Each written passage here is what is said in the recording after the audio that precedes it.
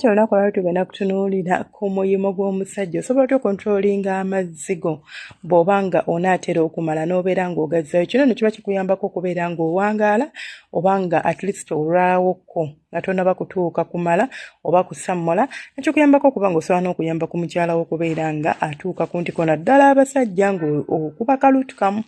Omanyi abasajja bakuba kalutu kamu mulina challenge. Ekituufu kiri nti omubiri gw'omukyala guli designed differently oba guli designed oba omubiri gw'omukyala bagudesigninga bulala nnyo ku gw'omusajja. Omusajja kisobola omutwalira eddakiika 5 ku 6 okubeera ng'atuuse ku ntiko n'obalibwa okubeera omusajja amalako.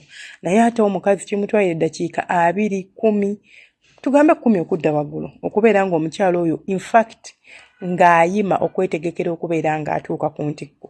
Si nti ng'atuuka ku ntikko but to build up to like okubeera nga okyamuka kubeera ng'osobola okubuildinga up tension eyo esobola okutuusa omukyala ku ntikko. Kikutwala eddakiika 2, eddakiika 10. Kati oba ng'oli musajja ng'omala eddakiika 5 kiba kijja kuzibuwalira nnyo okubeera ng'otuusa mukyala wo ku ntikko nga gwe zeezo. Yes, tuli musajja atamalaako but tosobola kubeera ng'otuusa omukyala ku ntikko.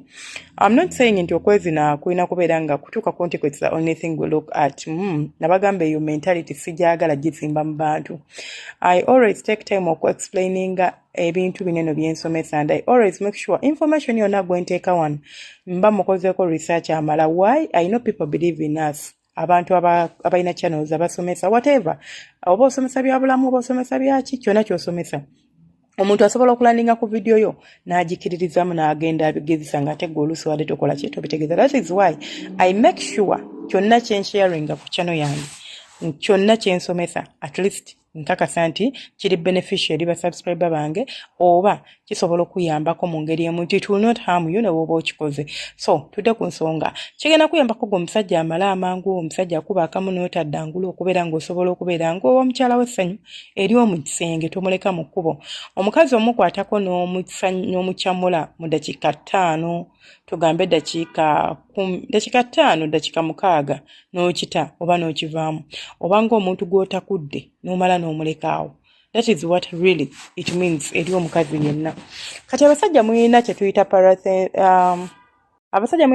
parasympathetic system nga eringa nga bw'olaba nabagamba eringa bw'olaba digestive system eringa bw'olaba respiratory system but eno system ye kuyambako ku nsonga zino wamange kuyambako ku digestion ate esobola n'okuyambako ku nsonga z'omuyimo. It's responsible ku muyimo gw'omusajja kangambe but for your sexual arousal kankyogerayo wati mu luzungu tikikuyambako okubeera nga kikwasaganya ensonga z'okuyimako. So singa oba oyagala okuwangaalira mu nsonga z'okwepimpina oba okuwangaala olina okumakinga sure nti osigala mu kye tuyita parasympathetic state, not system but parasympathetic state nti tosobola kufulumayo wabula osigalamu state but okusigalamu state it means bw'oba oyimye tokyamuka. Okitegeera abasajja basinga bw'oyima okyamuka you lose control wena obeera bulala tosobola ku containing oba tosobola ku maintaining calmness eyo but you have to maintain it okubeera nga togenda kugwa mu bwangu ddala nti okubeera nga togenda kukyamuka mubiri gwo gulina okusigala nga oli focused oli embodied mu mubiri gwo oba nkiyite nti oyenza embodied mu Luganda simanyi anyways njagezako ki breaking amishtegere tulina okusigala nga oli mu state eyo nti tokyamuse nnyo oba nkyogere ntya whatever but tugenderaawo.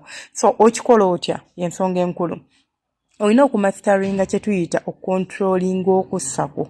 Nabagamba one of the things omukazi gy'osobola okubeera nga owoomerwamu kano kalisibulesibality but okuwoomerwamu obanga ova mu mutwe gwo ng'omusajja akupimpina okubeera ng'osobola okunyumirwa okubeera nga osobola okuwuliriza omusajja ng'akupimpina nti you are not thinking about bakati nasamula bakati ntobye but you are just there relaxed and feeling omusajja kyakola. Now omusajja kyenjagala relax, don't pressure yourself, don't do what, just relax your body and start maintaining oyina pattern your breathing oba oyina okussa kwogenda okubeera nga maintaininga nti osiza mu lubuto like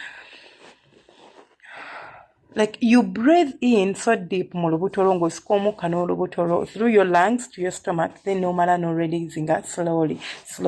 So if you can keep this up, of course si kyangu togenda kiyiga leero, togenda kiyiga mu lunaku lumu, although it depends abantu obwongo bwaffe bwanjawulo. Osobola osanga omuntu gw'ogamba ekintu n'akitryinga the first try, boom, n'akikola. Nekibeera nga kijjeyo bulungi nnyo nga bw'alina okijjeyo nga tekimukaluubiriza. Ate omulala n'agezaako kikola ne kimukaluubiriza, but abasinga kiba kijja kukaluubiriza okubeera ng'okikola. But that is not the purpose. The purpose here y'okubeera nga oyiga engeri y'okikola mu mpolampola, si bya supiidi, si byaki nti genda odduke mangu no. Yiga engeri gy'osobola okikola mu mpola paka b'osobola okukimaintaininga oba okuyiga engeri gy'osobola okubeera nga osobola okukontrolinga omuyimo gwo nga gwe omusajja, oba osobola okukontrolinga obwagazi bwo. Ekigambo ekituufu, okontrolinga obwagazi bwo ng'oli mu mukyala, nti if you can keep yourself in that parasympathetic, nkibuzabuza n'ekigambo ekirala kye tuyita sympathetic because it's also another system, but I'm talking about parasympathetic state. Kijja kuyambako nnyo okubeera ng'osobola okuwangaala nga tokoseza na biragalagala. Nze nabagamba, I usually do not recommend you guys to run for pills. Genda ofuna amakerenda, simanya genda ofuna eddagala politics, simanya funa lubalula. Tusobola okugezaako okutereeza embeera eno.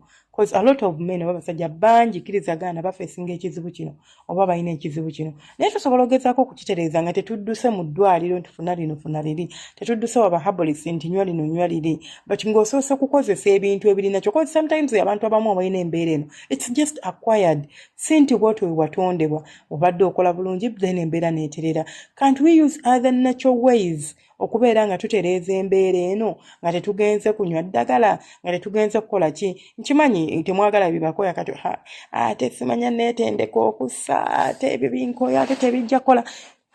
For starters birinza obutakolerawo of course, but give it time. Keep doing it. Ojja kulaba results z'onyoonya.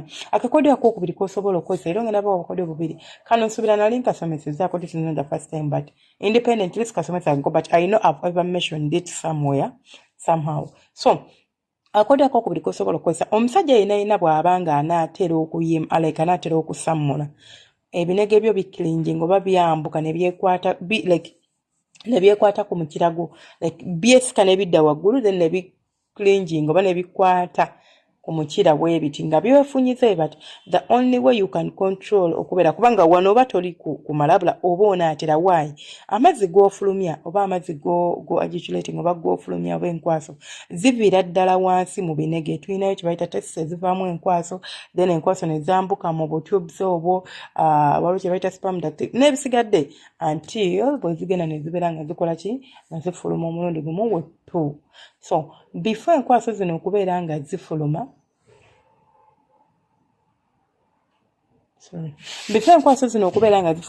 there is a process that will be happening, or there is a process that is going to be going on mu mubiri gwo.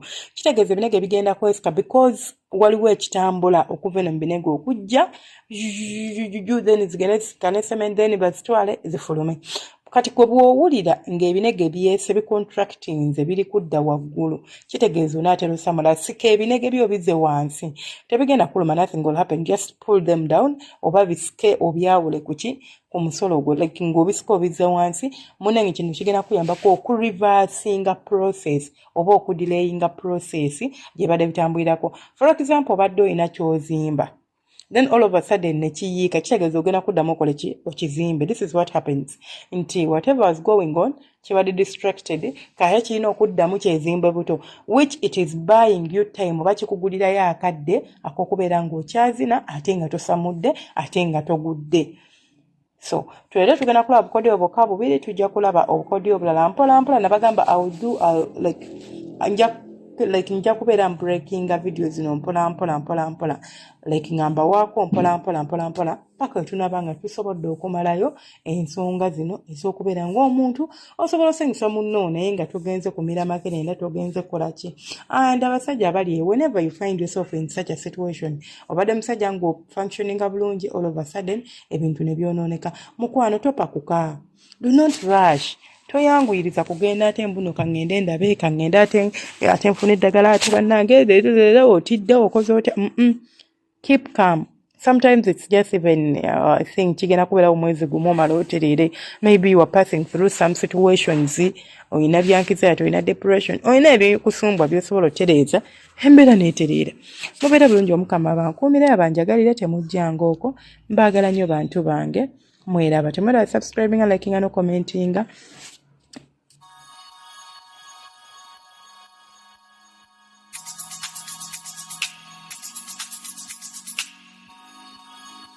Yeah, yeah.